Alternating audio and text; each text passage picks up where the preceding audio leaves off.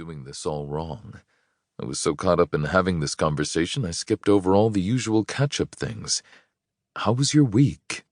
Is everything all right? Yeah, everything is all right. Sorry. Just having an off night, I think. I wasn't going to compound my weirdness by inventing a crisis.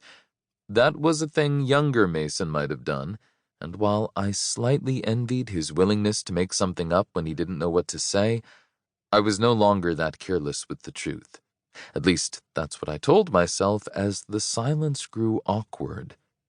My timing is terrible, Tim said. I apologize. Let's table this for right now and revisit it when we're both fully present.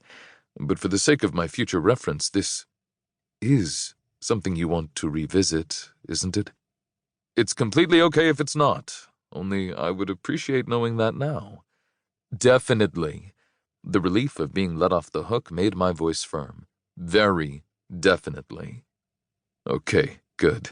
Now let's pretend I never brought it up. Self-conscious laugh.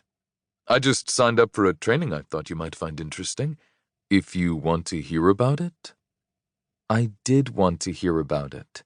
More than that, I wanted the conversation to return to something completely neutral, which didn't demand I have or think about my feelings. We went back to my place after and had exceptional sex. Tim wasn't just a pretty face, let's be clear. He had the skills to back it up. And then he went home because he had early appointments the following day. And I nominally went to bed, by which I mean I stared at the ceiling for a long time, and then sent a snap to my best friend. I was too lazy to turn on the light, so it was just a shifting pattern of darkness and less darkness while I spoke, though I turned on a sparkle filter to give Declan something to watch. Okay, date recap. I fucked everything up? He wanted to talk about our relationship, and I froze like... I paused, trying to come up with a really good metaphor. And failing. Like a freaking deer in headlights, Deck, what is wrong with me?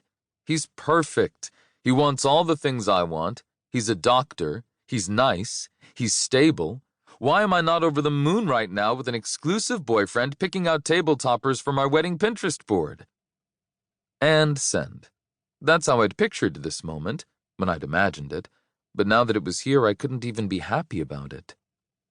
I expected Deck to be asleep and get back to me in the morning, but a few minutes later my phone buzzed.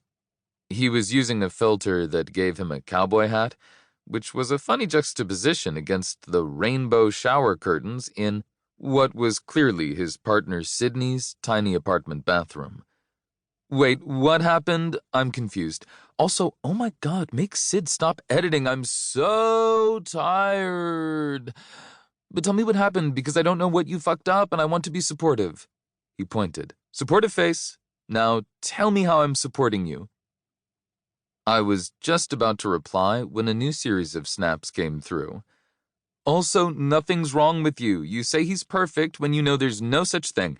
If I'd drawn a picture of who I thought was perfect for me, it'd be a picture of you, which is obviously not true, and I'd have never been open to Sid, and then we'd all be super sad. Romance is not a formula in a spreadsheet, Mace.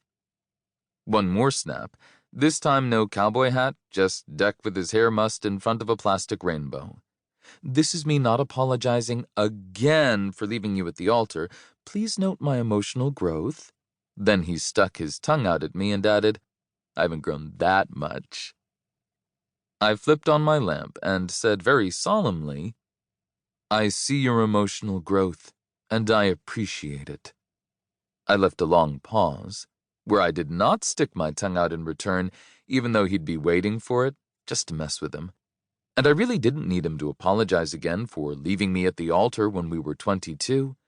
But seriously, why am I like this? I've been hoping that dating Tim, or anyone, would get to this point, and now it has, and I can't even be happy about it?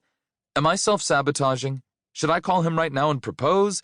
Snapchat is like a super sped-up version of the Telegraph, where you send a message, and then wait for the other person to watch it and record their own, then they wait while you do the same.